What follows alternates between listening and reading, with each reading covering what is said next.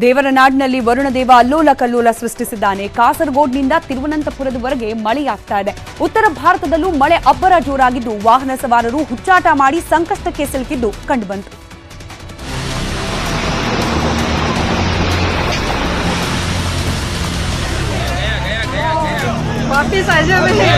ದೇವರನಾಡು ಕೇರಳದಲ್ಲಿ ಮಳೆ ಅಬ್ಬರ ಜೋರಾಗಿದೆ. ಮಳೆ ಸಂಬಂಧಿ ಪ್ರಕರಣಗಳಲ್ಲಿ 6 ಮಂದಿ ಬಲಿಯಾಗಿದ್ದಾರೆ. ಶಾಲೆಗಳಿಗೆ ರಜೆ ನೀಡಲಾಗಿದೆ. ಸಾವಿರಾರು ನಿರಾಶ್ರಿತರಿಗೆ ಶಾಲೆಗಳಲ್ಲಿ ಆಶ್ರಯ ನೀಡಲಾಗಿದೆ. ಕಾಸರಗೋಡಿನಲ್ಲಿ ರೆಡ್ ಅಲರ್ಟ್ ಇದ್ರೆ ಕೋಜಿಕೋಡ್, ವಯನಾಡು, ಮಲಪ್ಪುರಂನಲ್ಲಿ ಯೆಲ್ಲೋ ಅಲರ್ಟ್ ಘೋಷಿಸಲಾಗಿದೆ.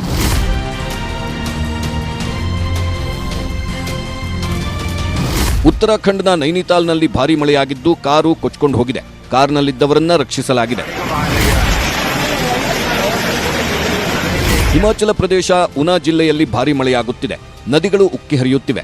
ಸೇತುವೆ ಮೇಲೆ ಮೊಣಕಾಲುದ್ದ ನೀರು ಹರಿಯುತ್ತಿದ್ದರೂ ಸವಾರನೋರ್ವ ಸ್ಕಾರ್ಪಿಯೋ ಚಲಾಯಿಸಿದ್ದಾನೆ. ಸವಾರನ ಸಮೇತ ಸ್ಕಾರ್ಪಿಯೋ ಕೊಚ್ಚಿಕೊಂಡು ಹೋಗಿದೆ.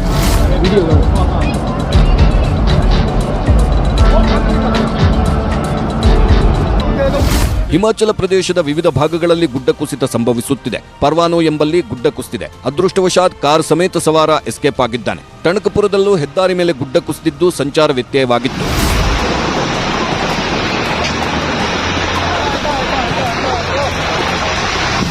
ರಾಜಸ್ಥಾನದ ಪಾಲಿಯಲ್ಲಿ ಸವಾರನೋರ್ವ ಮುಳುಗಿದ್ದ ಸೇತುವೆ ಮೇಲೆ ಬೈಕ್ ಚಲಾಯಿಸಿದ್ದಾನೆ. ಬೈಕ್ ಸಮೇತ ಕೊಚ್ಚಿ ಹೋಗ್ತಿದ್ದ ಸವಾರನನ್ನ ರಕ್ಷಿಸಲಾಗಿದೆ.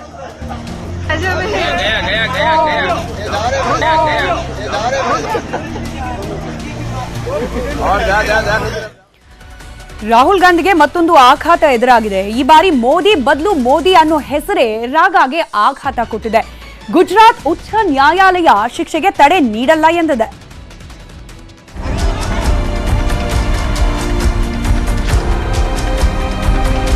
ಮೋದಿ ಉಪನಾಮ ತೆಗಳಿ ಸಂಸದ ಸ್ಥಾನ ಕಳೆದುಕೊಂಡಿರೋ ರಾಹುಲ್ ಗಾಂಧಿಗೆ ಗುಜರಾತ್ ಹೈಕೋರ್ಟ್ ಶಾಕ್ ಕೊಟ್ಟಿದೆ.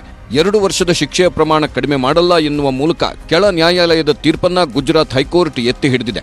ಆದ್ದರಿಂದ ರಾಹುಲ್ ಗಾಂಧಿ ಸುಪ್ರೀಂ ಕೋರ್ಟ್ ಮೆಟ್ಟಿಲೇರಿದ್ದಾರೆ. ರಾಹುಲ್ ಗಾಂಧಿಗೆ ನೀಡಿರುವ ಶಿಕ್ಷೆ ಸಮರ್ಪಕ ಹಾಗೂ ಕಾನೂನಾತ್ಮಕವಾಗಿದೆ. ಆದೇಶದಲ್ಲಿ ಹಸ್ತಕ್ಷೇಪ ಮಾಡುವ ಅಗತ್ಯತೆಯೇ ಇಲ್ಲ. ರಾಹುಲ್ ವಿರುದ್ಧ 10 ಕ್ರಿಮಿನಲ್ ಕೇಸ್ಗಳಿವೆ. ಅಲ್ಲದೆ ಶಿಕ್ಷೆಗೆ ತಡೆ ನೀಡುವುದು ನಿಯಮವಲ್ಲ. ಆದರೆ ಕೆಲವು ವಿರಳ ಕೇಸ್ಗಳಲ್ಲಿ ವಿನಾಯಿತಿ ನೀಡಬಹುದು. ರಾಹುಲ್ ಶಿಕ್ಷೆಗೆ ತಡೆ ನೀಡಲು ಸಕಾರಣ ಕಾಣಿಸ್ತಿಲ್ಲ ಎಂದು ಹೈಕೋರ್ಟ್ ಹೇಳಿದೆ. सवाल पूछना मैं बंद नहीं करूंगा. मैं हिंदुस्तान के लोकतंत्र के लिए लड़ रहा हूं और मैं हिंदुस्तान के लोकतंत्र के लिए लड़ता रहूंगा. किसी चीज से नहीं डरता हूं. ये सच्चाई है. चाहे मुझे सदस्यता मिले ना मिले, मैं अपना काम करूंगा. अगर ये मुझे परमानेंटली डिस्क्वालीफाई कर दें तो भी मैं अपना काम करूंगा. अगर मुझे रीइंस्टेट कर दें तो भी मैं अपना काम करूंगा.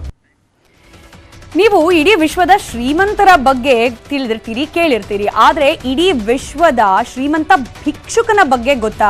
ಆ ಶ್ರೀಮಂತ ಭಿಕ್ಷುಕ ಭಾರತದಲ್ಲೇ ಇದ್ದಾನೆ ಅಂತ ಗೊತ್ತಾ? ಹೌದು, ಮುಂಬೈನ ಭರತ್ ಜೈನ್ ಎಂಬಾತ ಇಡೀ ವಿಶ್ವದ ಅತ್ಯಂತ ಶ್ರೀಮಂತ ಭಿಕ್ಷುಕ ಅನ್ನೋ ಖ್ಯಾತಿಗೆ ಭಾಜನರಾಗಿದ್ದಾರೆ. ಯಾಕೀಗೆ ಗಮನಿಸ್ತಾ ಹೋಗೋಣ. ಭರತ್ ಜೈನ್ ಹತ್ರ ಇರೋ ಆಸ್ತಿ ಬರೋಬ್ಬರಿ 7.5 ಕೋಟಿ ರೂಪಾಯಿಯಷ್ಟು. ಪ್ರತಿ ತಿಂಗಳು ಇವರಿಗೆ ಬರೋ ವರಮಾನ ಆದಾಯ 60,000ದಿಂದ 75,000ದಷ್ಟು. ಮುಂಬೈನಲ್ಲಿ 1.2 ಕೋಟಿಯ 2 BHKಯ ಫ್ಲಾಟ್ ಅನ್ನ ಇವರು ಹೊಂದಿದ್ದಾರೆ. ಇನ್ನು ಥಾಣೆಯಲ್ಲಿ 2 ಶಾಪ್ ಅನ್ನ ಕೂಡ ಭರತ್ ಹೊಂದಿದ್ದಾರೆ. ಆ 2 ಶಾಪ್ಗಳಿಂದಲೇ ತಿಂಗಳಿಗೆ 30,000 ರೂಪಾಯಿ ಆದಾಯ ಕೂಡ ಬರುತ್ತಂತೆ. ಇವ್ರು ಮಾಡೋದೇನ್ ಕೆಲಸ ಅಂದ್ರೆ ಮುಂಬೈ ರೈಲ್ವೆ ನಿಲ್ದಾಣದಲ್ಲಿ ಭಿಕ್ಷೆ ಬೇಡ್ತಾರೆ ಭರತ್ ಜೈನ್.